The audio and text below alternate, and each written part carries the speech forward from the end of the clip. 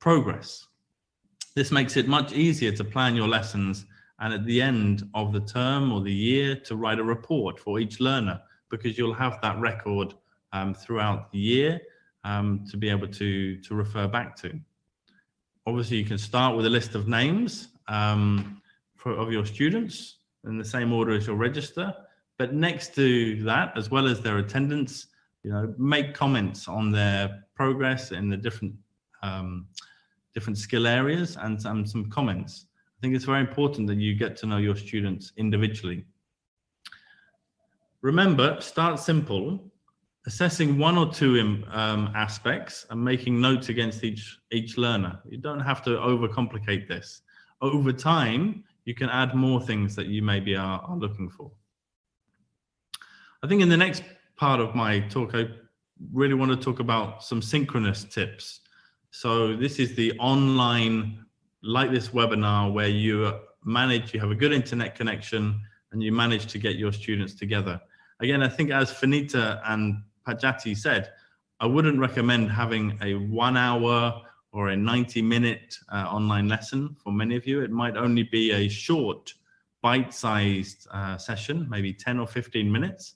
But within those 10 or 15 minutes, there are many things that you can do to both teach your students and give feedback. So one of the things which we talk about is encouraging your students, to tell you how they're doing, noticing. You need to be able to notice who is doing well and who needs more support. What areas need review if things haven't been learned, and what things has everybody mastered. And there are some quick ways of doing this. If everybody's online, simply a thumbs up, whether it's an emoji or like me, a physical thumbs up or a thumbs down, that could be a quick way of giving some feedback. Some teachers use this traffic light system where you can have a sort of a green, I totally understand, yellow, I partly understand, but I'm not sure, or maybe a red, I really am confused and I don't understand. Instead of using traffic lights or colors, you could use emojis to express your understanding. Maybe you could put emojis right now in the comments if you're following this, if you totally understand. Maybe your students are fortunate enough to have a mini whiteboard or that they could write on and hold up to the screen. If they don't have a whiteboard, they could simply write something on paper and hold this up to the screen. You could make use, if you're quite advanced, in getting your students to use the kind of chat function to talk to you, to give feedback and send answers. You might also be able to put your students into smaller groups and get them to chat to each other. These are all things that you could do online in a synchronous session.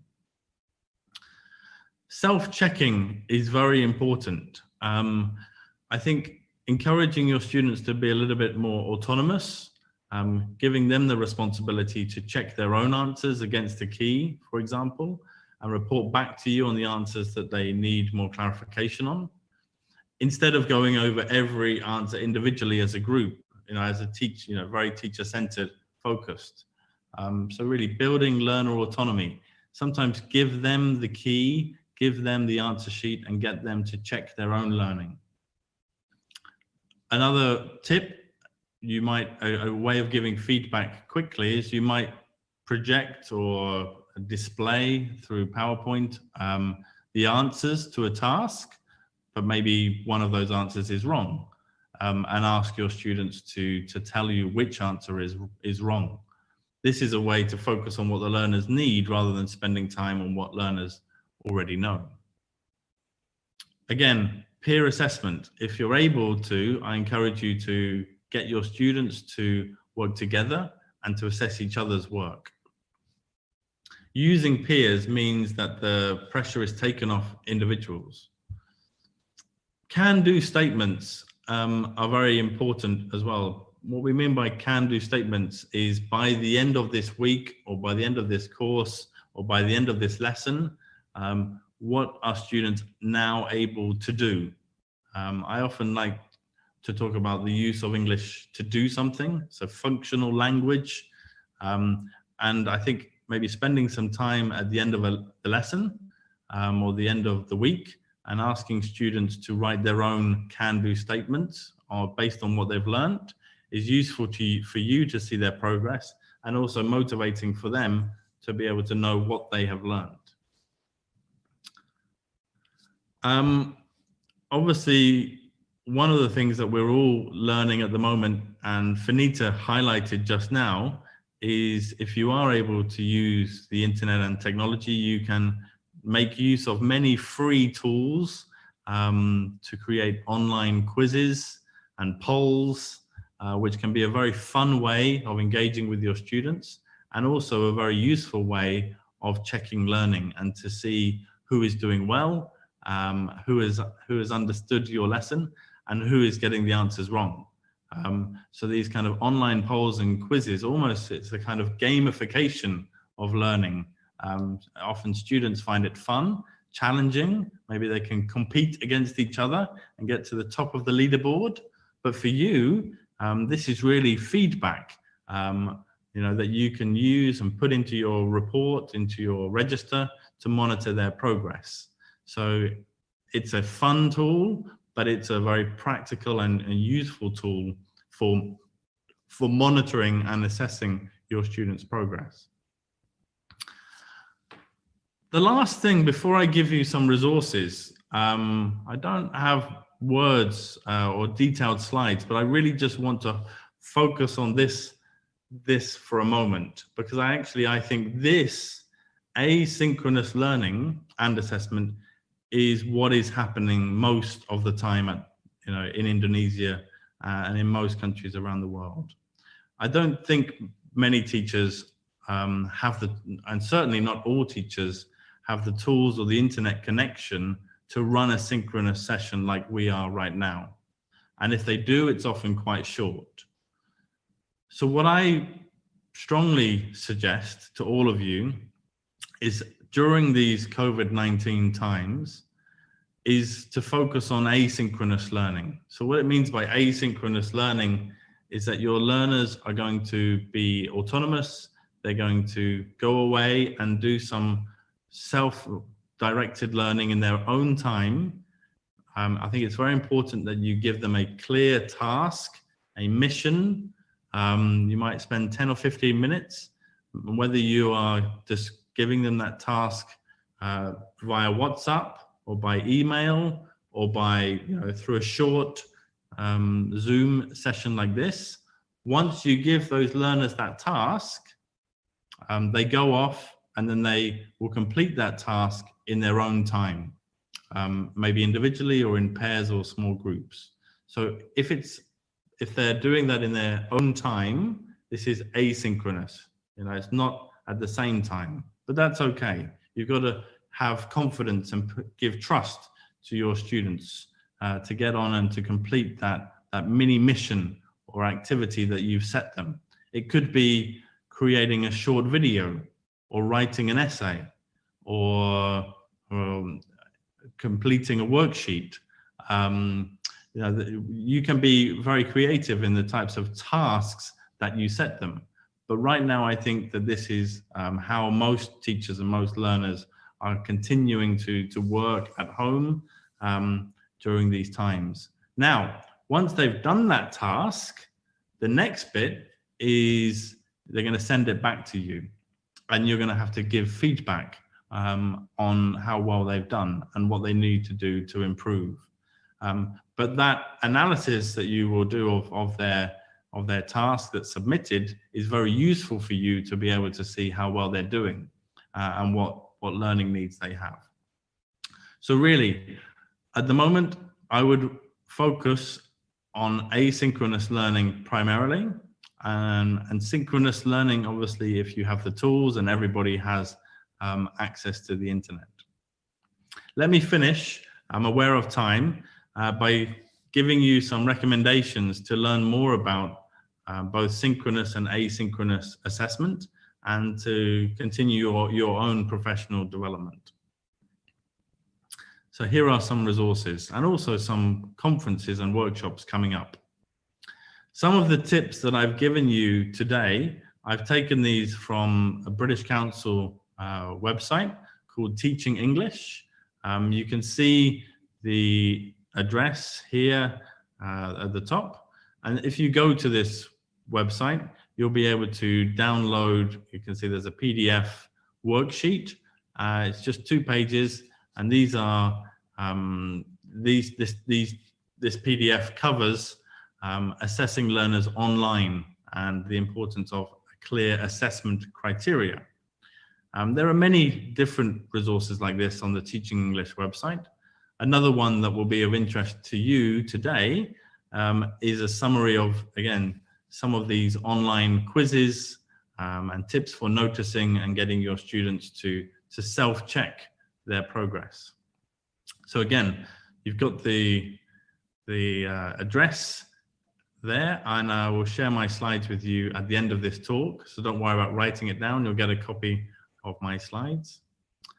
It's not just the British Council. There are many excellent sort of different organizations and publishers who write books on English language teaching that are providing really good webinars at the moment during COVID-19. I'm sure if you're joining our webinar, you might have joined some others.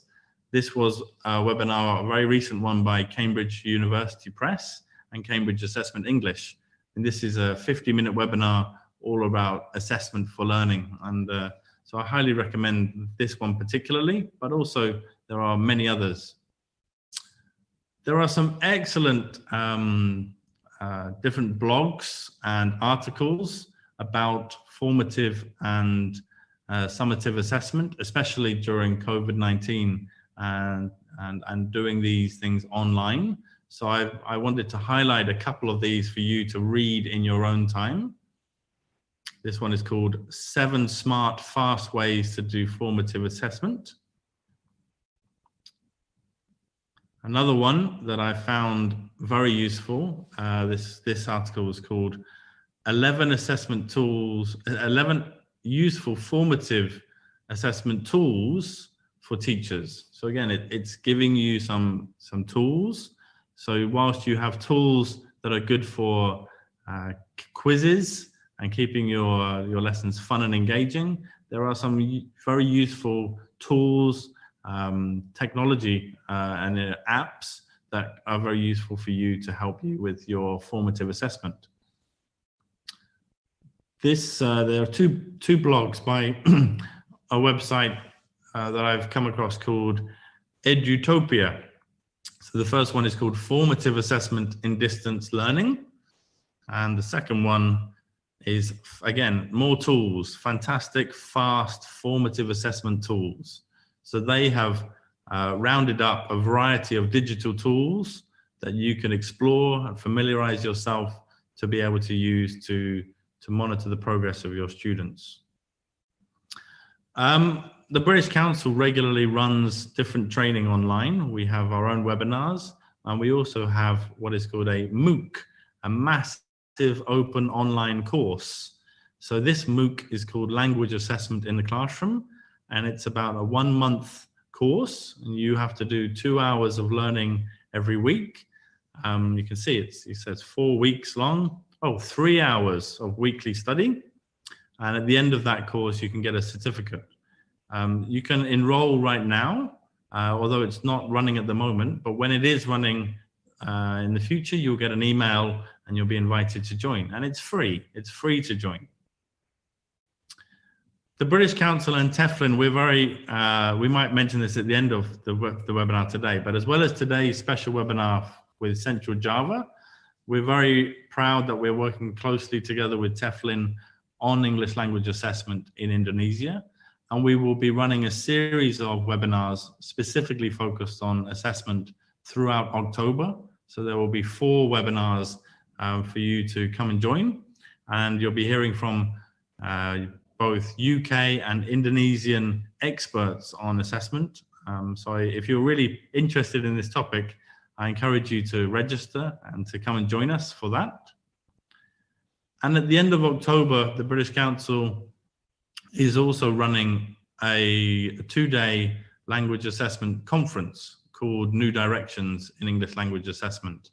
And that is also now open to register for free.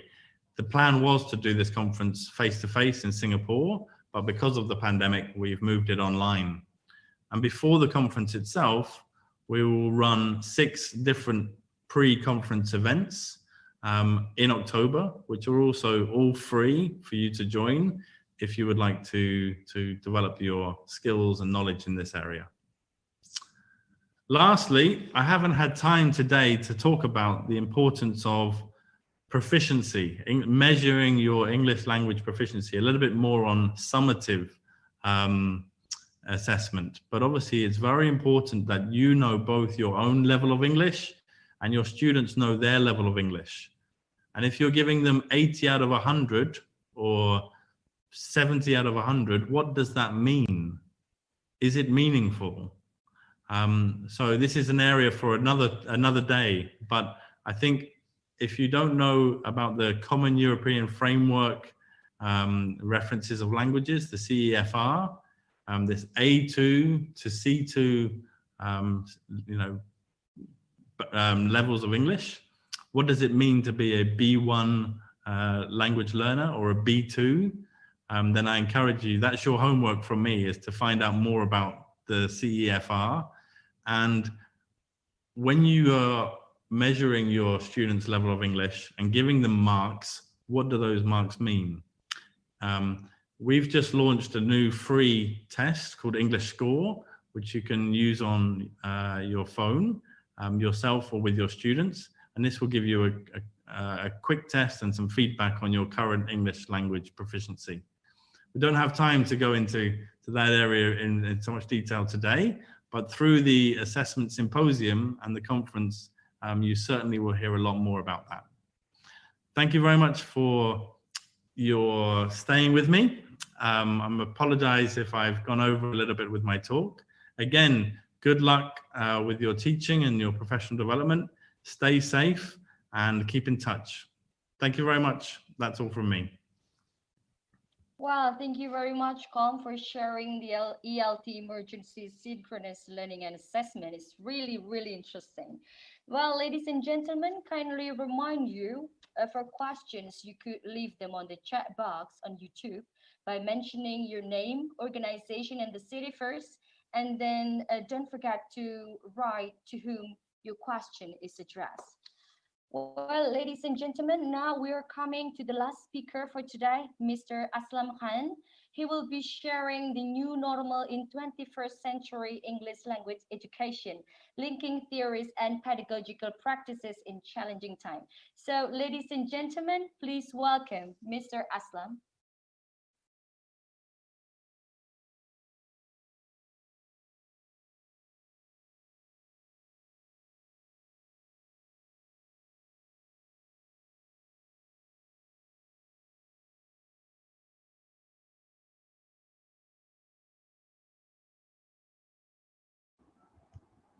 Hi everyone, can you hear me? Yes, we can hear you clearly. Yes, can I you see can the screen? hear. Can you Yes, see the clear. screen? Yes, we can see the screen too. Okay, Assalamualaikum and a very good morning from Malaysia. I'm Aslam Khan from Malaysia, and I'm not really new to Indonesia. I've been around in Indonesia for the past 12 years, and so much so that they call me Pak Aslam or Bapak Aslam. Thank you to Teflin and also British Council for inviting me to share my thoughts and my ideas about the new normal, and where we look at theories and pedagogical practices in challenging times. Well, I don't have much time. I only have a max of 20 minutes. Let me go through it and share with you and see how much we can talk later. All right. Okay. Now, one aspect of education doesn't change. And all of us know that education needs to shift from teaching us facts to teaching us how to live extraordinary lives. Now, this code is very crucial now. Is truly crucial now because we are looking at living extraordinary lives. All right, let's shift our mindset about how we were and how we are now. And we all know in IR 4.0, the fourth industrial revolution, and there is an emphasis on use of cyber physical systems. All right, now you see there's a move. Okay, there's a shift. Okay, now I'm taking you through the journey of the theories and how things have moved forward and changes have happened, and see how we are in the new normal. Yeah. And then we were brought into Education 4.0. And now, what is Education 4.0? Now, Peter Fisk clearly mentioned what Education 4.0 is. Now, before the pandemic, we were already in Education 4.0. If we really analyze and evaluate, we can see that the new normal and Education 4.0, there are similarities. Look at the 9 trends there. In Education 4.0, we are already anywhere, anytime teaching and learning. Personalized, very flexible in our delivery. Peers and mentors is why and where. Practical application, modular and projects, student ownership, evaluated, not examined. So evaluation is more crucial than examination, yeah? So let's go through the conventions. Now this is the convention.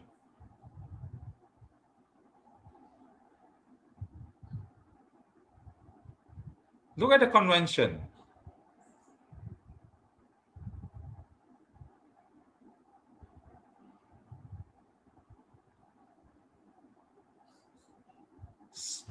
If we look at the convention, we find that there's no social distancing.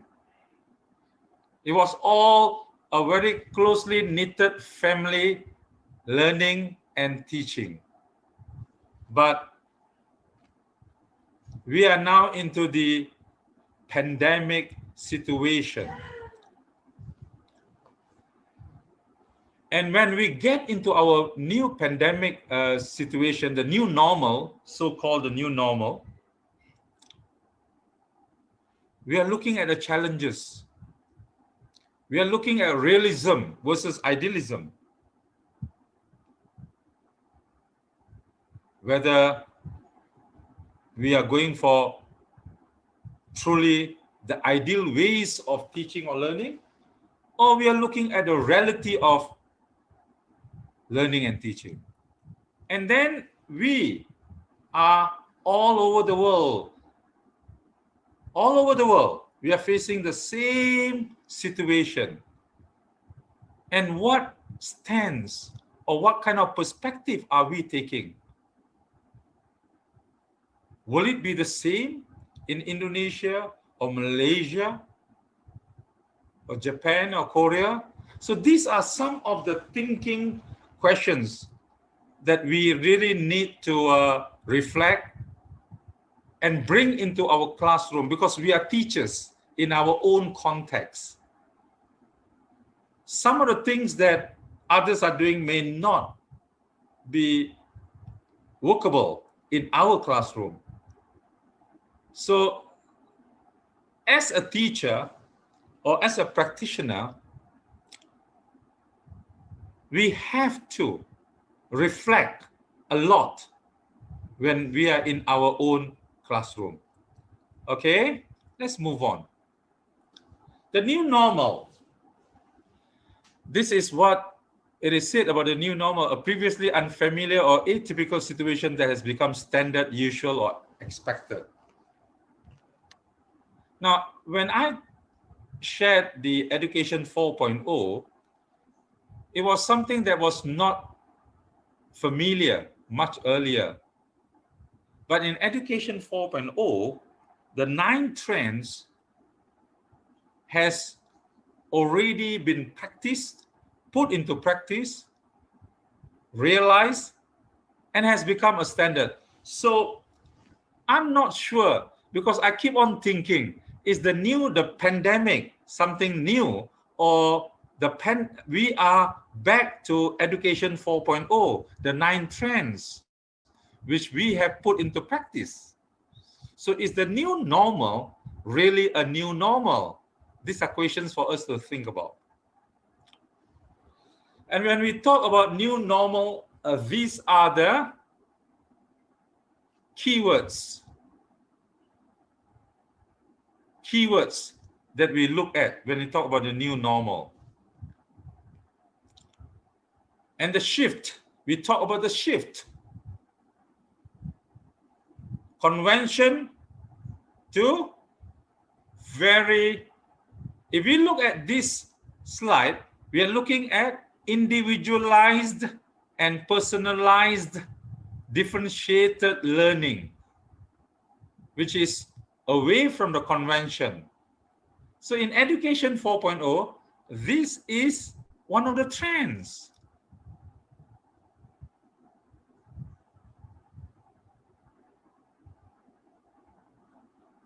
Technology.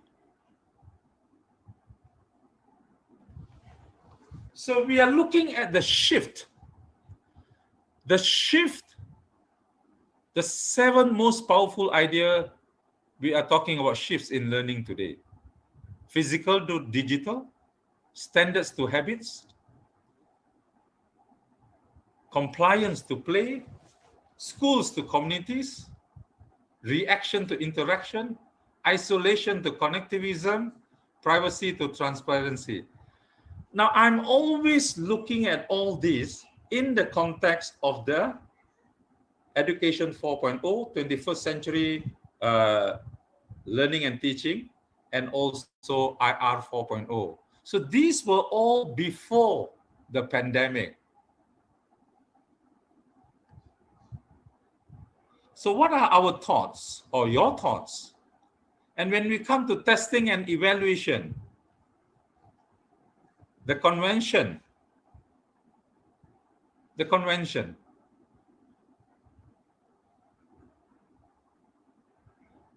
In the new normal, we move a solution where we go into all these, digital aspects of assessment, remote, AI-driven fraud prevention. So when you're taking an examination online, the AI-driven fraud prevention technology will check on you whether you are really taking the test.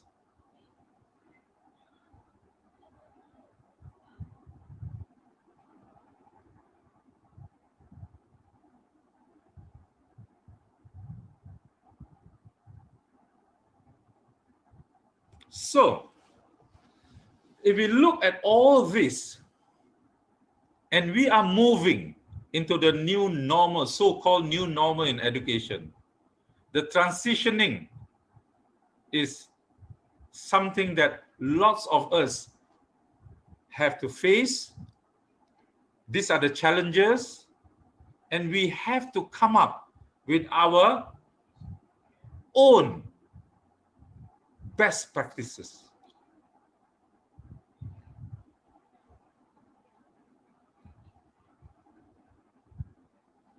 Education 4.0 was initiated much earlier, before the pandemic, but were changes made. But now, due to the circumstances, we are forced to. So these are some of the thoughts that all of us as practitioners should be looking at. And we talk about unlearning. We know about rows of desks, heavy bags, exam, and now we have to unlearn all those, because in the new normal, it is not about rows of desks, heavy bags, mass lectures, public exams, broken parent-teacher communication. So these are some of the changes that we have to establish. But in the Education 4.0, when we were introduced to Education 4.0, we were basically suggested to all these changes. And now, in the pandemic situation, we face challenges, and we are putting all this into practice. And these are some of the strategies or some of the ideas that are put forward when we are in this situation. Empower, activate students to lead their own learning.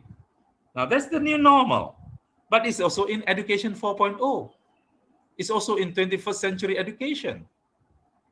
Keep it real. It is a learning experience. Whenever students are taught, they can put it into practice. So it's a learning experience. Contextualized. This is the biggest word that personally I think should be the key in all learning and teaching. Contextualize according to the needs of your learners. If you are teaching in Semarang, you contextualize it according to the needs of your learners in Semarang, because Semarang can be different from Palembang. Palembang can be different from Malang. Malang can be different from Jakarta. Reach, extend learning beyond the school. Remember in Education 4.0, they said community learning. So learning now is not basically only the student and the teacher. It is the community. Well, inspire. I think teachers are the greatest source of inspiration for all students in their classes. Wire. Now, we always say, no technology, we cannot function effectively. No. Technology is your servant. Technology is not the master. It's just a means. It's not the end to everything. And these are some of the tips for teachers. If you look at the 7 tips for teachers,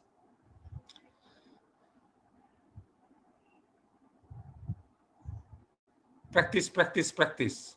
Communicate with students, be optimistic, make a routine, assign work that matters, create a sense of community, show availability. All right, I have 2 or 3 more minutes. Let me move on. And the shift, we are talking about a shift, the convention to the new normal, a pedagogical implication. Now, please personalize your pedagogical shift. Teaching and learning is not one size fits all. Remember that. One size doesn't fit all. You have to personalize your pedagogical shift according to the needs of your learners.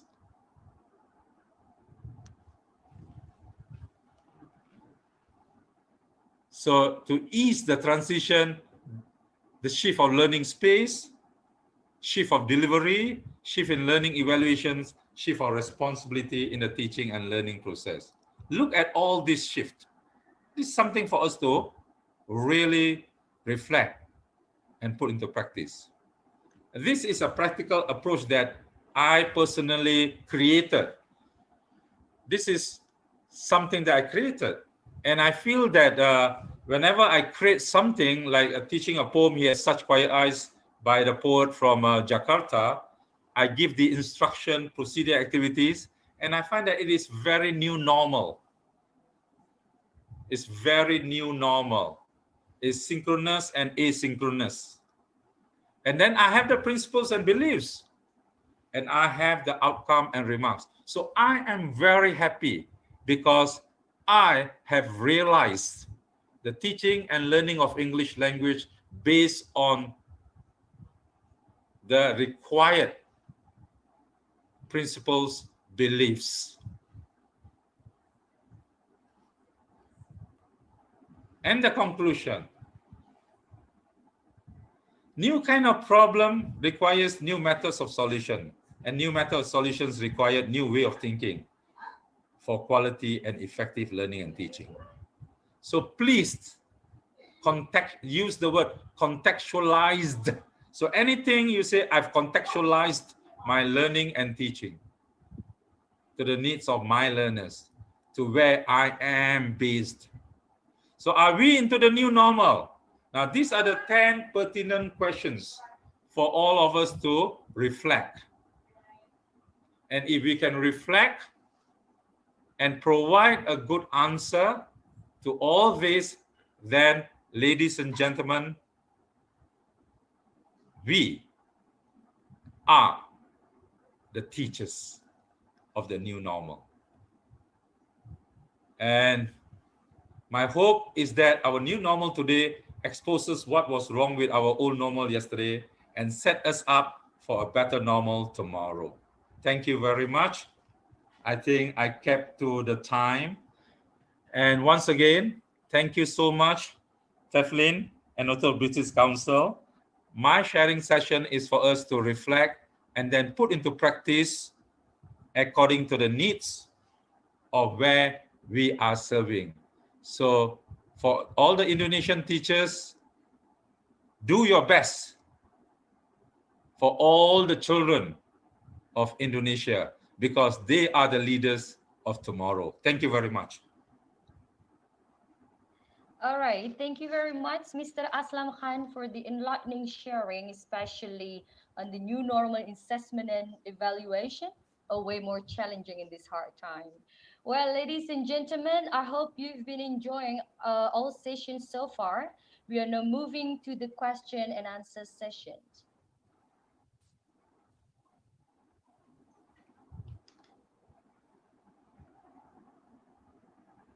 So the first question comes from Sutrisno from Untirta Serang. I think this question is addressed to all speakers.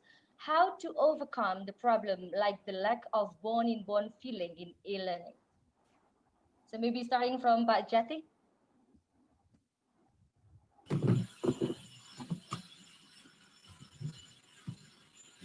You are still mute, Pak. Okay. So can you repeat the questions, Ibu Pasca? Sorry, how to overcome the problem like the lack of bone-in-bone feeling in e-learning? I think it's for motivation. It's very difficult questions to respond on that. It's always giving the motivation and boring and feeling bored and so on and so on. But the key is, again, bite size, keep it short, those ability, feeling with friends, like using Padlet, using board, because usually when it's one-to-one, it's like the teacher with the laptop only with one student and the student is only talking to teachers. There is no feeling of social. So to build up a feeling of social environment in the online, it's not easy. Like if you're luxury, you can have Zoom and you can have the breakout room, but that's complicated.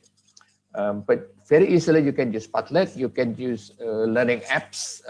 There is some tools there that you can explore on that.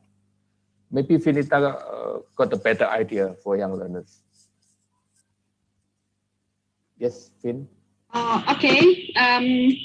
I think what it means by born in born feeling is the kind of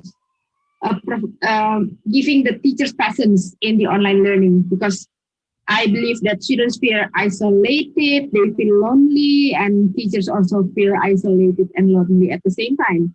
What I can suggest is, first, we can give our students, if we are not using Zoom, you can give your students a short video using Screencastify that I suggested on my presentation. Or if it is impossible, I get this idea from platform actually. You can start using emoji.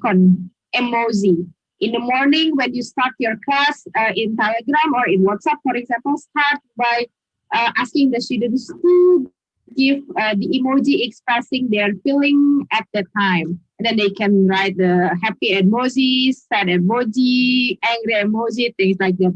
It shows that we have empathy to our students. We are not only, as a teacher, we are not only there to give instruction, giving tasks, but also we also provide, we show that we feel what you feel. Let's share our feeling together. That's what I can say. Over to you, Mbak Pasca. Okay, so maybe Bu Isi want to add something? Well, I think it depends on the level of education. I think to some extent the level of education also plays roles in what is interesting to the students. For example, in my case, when I have to teach the university students, I think discussion is more interesting. Synchronous meeting with teleconference is more interesting. And also, I think when I ask simple questions like how are you, and giving them good wishes like I hope you are still healthy today during the pandemics, and please take care of yourself, stay distant, and so on. If I say that, I got a lot of positive response, because they feel that we care about their health. And I think with the younger school students, as Bu Finita said, it would be different, because we like we have to show emotion with emoji, with maybe we also motivates them with songs and so on. I think it would all depends on the level of age of the students. I think that also affects how we should treat them for motivation.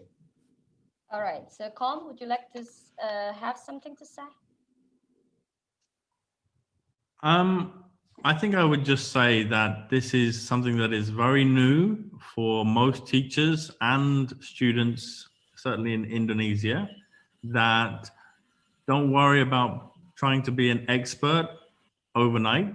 It's going to take time as you learn, more tools that you can use and that you feel comfortable with. So keep things very simple. I think what the other speakers have just said now about during these times, it's not just about your role as a teacher is also, is kind of being a supportive figure to those learners, to reassure them, to keep in touch, motivate them through these sort of very difficult times. I would say my kind of couple of tips would be, one is obviously there are lots of resources now, like good webinars by the British Council, by Cambridge, by ITEL and Pat Jati.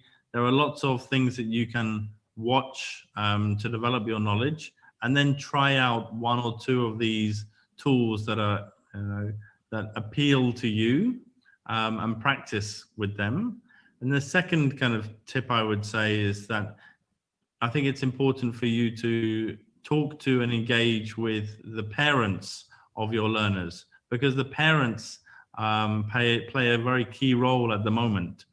They're at home, they're often supervising their children through homeschooling. So parents need also to be made aware of what their learners are doing and what you want those learners to do, so that the parents can support them where needed. It might be technical support, it might be a little bit of support with the lesson. So communicate with the parents And maybe my last tip would be, and I've mentioned this once or twice before, be very clear with your learners about when you're going to communicate with them, like when you're on and when you're off, and try to keep to a strict timetable. I think in schools, you have a very clear timetable for your lessons. And I think it's important to have that kind of systematic approach with your students, even though they're at home. If you don't have these boundaries, you'll be getting WhatsApp messages or emails from parents and students, 24 hours a day, and you'll become exhausted and you can't manage that.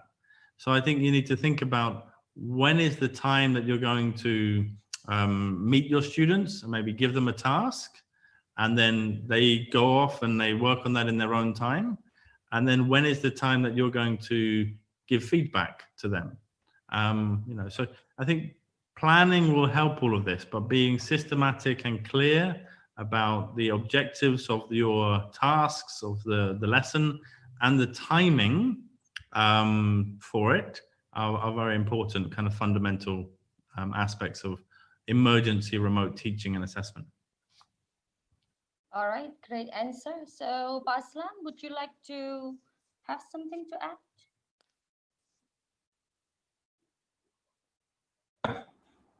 I think when we talk about assessment and teaching, like what I always, because I am one person who really advocate contextualization.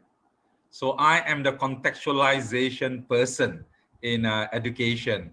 So therefore, as teachers, I think we don't really need to have a standard kind of teaching and learning, assessment or whatever, because it's evaluation.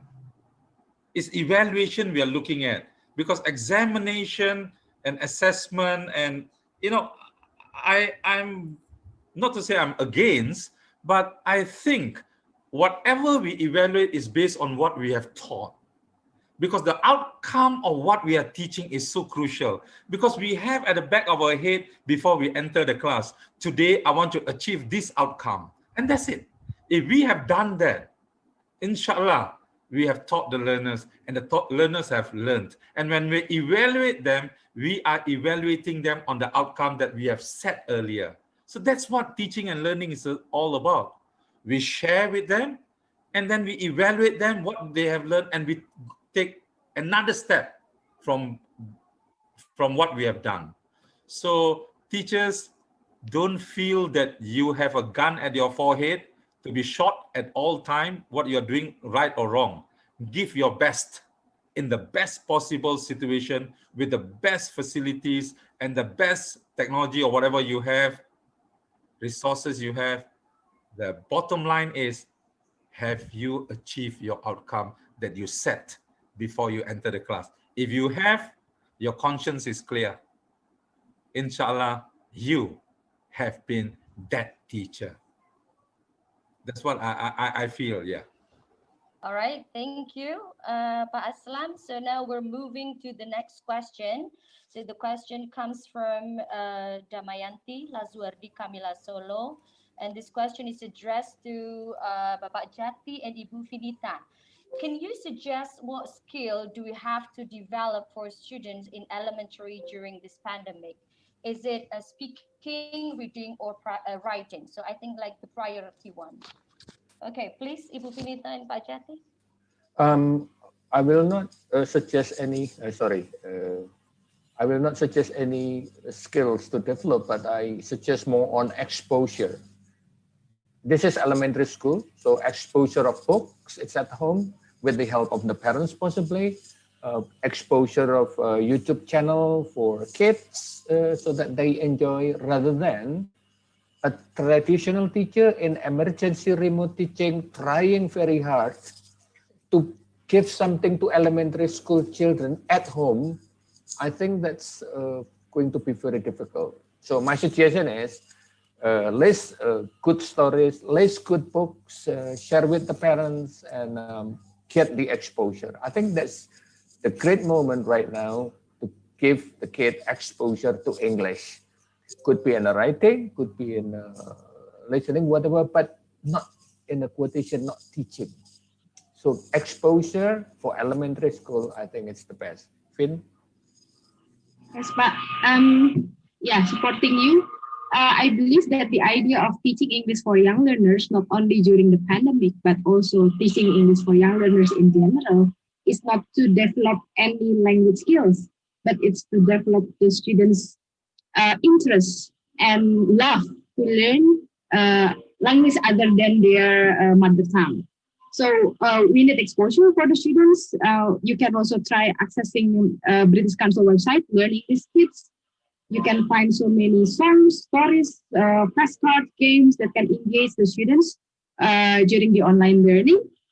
And then in regards to the responses from students, it's not necessarily skills like speaking or writing. When they can point to something, they can identify a word, they can circle on the words. That should be enough for young learners. So you don't need to expect them to be able to write or speak or make a speech. By circle on something, point to something, categorizing something, that should be enough. That's all, Mbak Pastia. All right, interesting point, Ibu Vinita and Pak Jati. Now we're moving to the next question. The question is from Roshida from SMK Logosari Semarang. So the question is addressed to Mr. Downs. How should the online assessment be done in this pandemic era in relation to the validity? Please, Com. Okay, thanks very much. I've been looking at some of the questions and I'm going to try to respond to a few of those. I've been looking at questions from Andreas and Sutrisno and Astuti as well. But that's a really important question. It's around validity and how to do this kind of online assessment. One thing so let's sort of start with, and also it kind of goes back to what Prof. Islam was saying about making things meaningful and motivating. I want to highlight one thing in particular.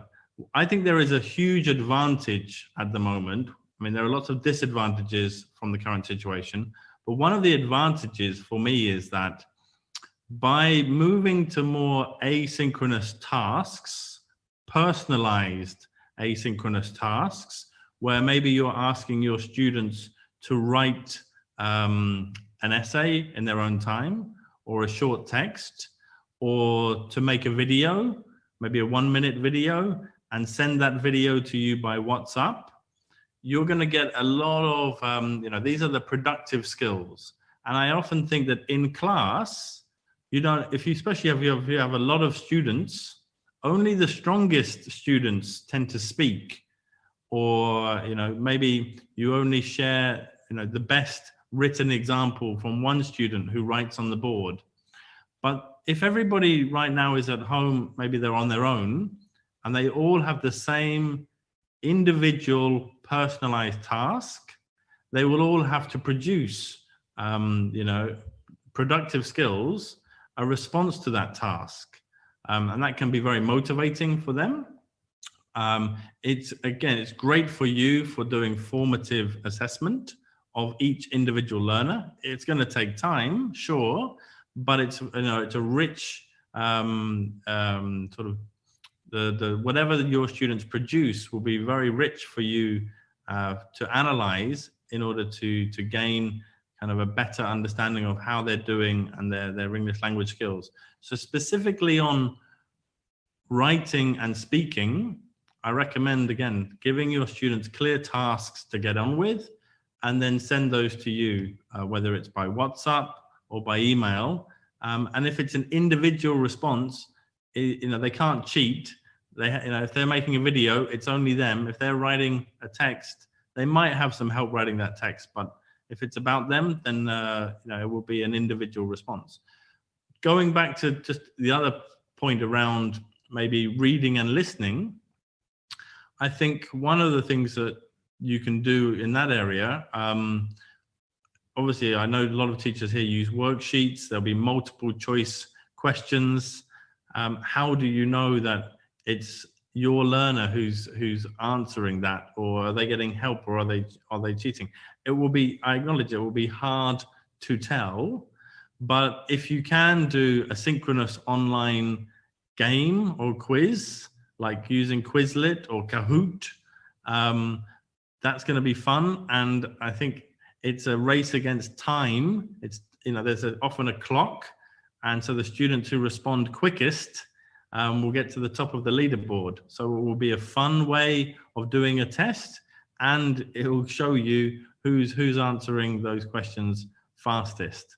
I think it's, reflect on this and think about both the kind of benefits and the challenges to overcome of online assessment during these challenging times. But there are definitely, for me, lots of advantages that we should be thinking about and celebrating. All right, good point, Com, like clear tasks to the students. So now we're moving to the next question from Kusnan, SMA Dharma Wanita 1 Gedangan. So I think this is for everybody, like how to teach online effectively in order to make the students get the knowledge as well as making them still in good character, like the character building one. Okay, so who want to start? Sir? Yes, Pak Jati. Okay, that's often asked how to teach online effectively. It's about online. Harus dibedakan ya. It's online and emergency remote teaching. That's two different things. If you're going to have an effective online class, not emergency remote teaching, then you need a full support from the university or your school. You need full support of equipment. You need full support of teacher training and so on, so that you can have effective online delivery. Itu kuncinya. Everything should be prepared. Everything should be sliced and ready. Like some schools have done that, yeah, but not many, gitu. But if you're asking, how about emergency remote teaching to be effective? I cannot answer that. Okay, back to you, Ibu Pasca. All right, maybe Colin. Just to add on to what Pat Jati said, obviously you need the tools to be effective. You need a strong internet connection. Your students and yourself need the laptop or the phones. I mean, that's the kind of tools. But really, when we talk about effective teaching, it's about good pedagogy. And it doesn't matter whether you're in the classroom or whether your students are at home. Good pedagogy applies, whatever the kind of, whether it's remote teaching or face-to-face teaching, the principles of good pedagogy should still be there. Technology is just a tool in order for you to reach your students. So when you're planning your lesson and thinking about the objectives of that lesson and what you hope your students will have learned, that's the same, whether you're going to be in the classroom or trying to do this online. So just bear in mind that technology is just a tool in order for you to reach your students. But it has some advantages as well because of the apps that we can use with our learners. Yes, great point, Com and Pak Jati. Well, ladies and gentlemen, due to the short time we have, unfortunately, this is the end of question and answer session. Thank you very much, Ibu Isi, Bapak Jati, Ibu Finita, Mr. Com, and Mr. Aslam. The discussion has been really, really fruitful and enlightening for everybody coming to this webinar today. So, all right, ladies and gentlemen, we're coming to the end of the webinar. Kindly remind you to complete the evaluation form before 1 p.m. Western Indonesia time to get the link to download your e-certificates and materials. So you can see the link on the screen. Only those who complete the survey before 1 p.m. will be recorded on the attendance list. Before I close, let me give a chance to our speaker to give a brief closing statement to the great teachers of Indonesia, starting from Ibu Isi, please. Well, I think the baby boomer teachers are ready to adapt with this pandemic situation. We just need more time and perseverance. And we also need patience on the side of the learners. Thank you. Thank you, Ibu Isi. So we move to Pak Jati, please. Yes, I'm the baby boomer here. One of the baby boomers, actually. Okay, emergency remote teaching is not the same with online learning or online teaching. Keep that in mind. So in the emergency remote teaching right now, we need the ability to transform our lecturing or our teaching into a series of bite-sized activities. Yeah, so we should be able or learn or try hard to transform our lecturing or our teaching materials into a series bite-size of activities. Back to you, Bu Pasca. Thank you, Pak Jati. So we move to Bu Finita, please. Thank you, Babaska. In designing emergency remote teaching activities, what we need to keep in mind is KISS. Keep it simple and short. Thank you. Right, thank you. Kong? My closing comments would be just, I've seen so much creativity from teachers over the last couple of months responding to this crisis, and I'm hugely impressed by the dedication of Indonesian teachers to continue the education for their students. So I want to sort of congratulate you on your efforts, but also I think you need to think about the future, that when this pandemic ends, and it will end, things won't be the same. Yes, you will go back to the classroom, but it's clear, and most people now recognize, that the use of technology is going to be here to stay. I think there will always be face-to-face teaching and schools, and that is the primary place for learning. But in addition to that, these tools, the way that we can communicate with students through remote learning is here to stay. So the more you do now, the more you develop your skills, the more you'll be preparing yourself for what will be the future. You will all need to be what we call a blended or hybrid English teacher in the future. And I think that's a good thing.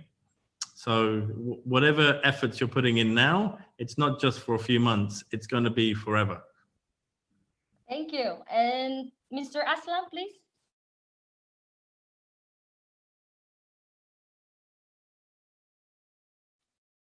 Mr. Aslam? Yeah. What I want to say is that a quick one. I think I agree with all the speakers that there's a difference between online teaching and learning and remote learning. There are two different things for us to understand. And also the synchronous and asynchronous. I mean, some of these terms that we need to know as English teachers. And you have lots of resources, but all these resources needs to be contextualized pedagogically according to the needs of your learners. Yeah. So like I say, it doesn't mean that one hat fits all. I think contextualize it, and always remember that you are never alone. Cikgu or teachers, you never walk alone. We always walk together. So please, work together as a community, as a, the fraternity of English language teaching and learning, so that we all move together. And if you need support, please seek. We are always there to assist because we are also learning. And since it's for Indonesia, saya berasa senang hati sekali karena dapat berkongsi sedikit idea-idea ini, dan semua guru-guru pergilah ke semua sekolah di mana guru-guru berada, bagikan yang terbaik untuk membina bangsa dan negara Indonesia supaya anak-anak Indonesia akan jadi anak-anak yang luar biasa di platform dunia, insyaallah. Assalamualaikum dan thank you very much. Yes, thank you, Mr. Aslam. Yeah, finally, ladies and gentlemen, that's all for our webinar today. Hopefully you enjoy our webinar on challenges of EFL online learning during the COVID-19 pandemic. On behalf of Central Java Tevlin, we would like to thank all the distinguished speakers and all participants for joining this webinar. And our gratitude also goes to British Council Indonesia for all the supports. Thank you, Colm. and the themes in this webinar. You did a great job. Ladies and gentlemen, we also would like to remind you to stay safe and healthy and stay happy during the heartbreaking pandemic. We are now having all panelists on the screen. Let us have the photo session by looking at your camera.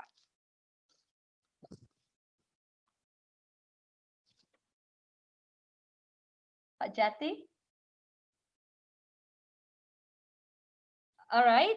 So I think thank you very much, everybody. All the best for all great teachers of Indonesia. And I'll see you in another occasion. Goodbye.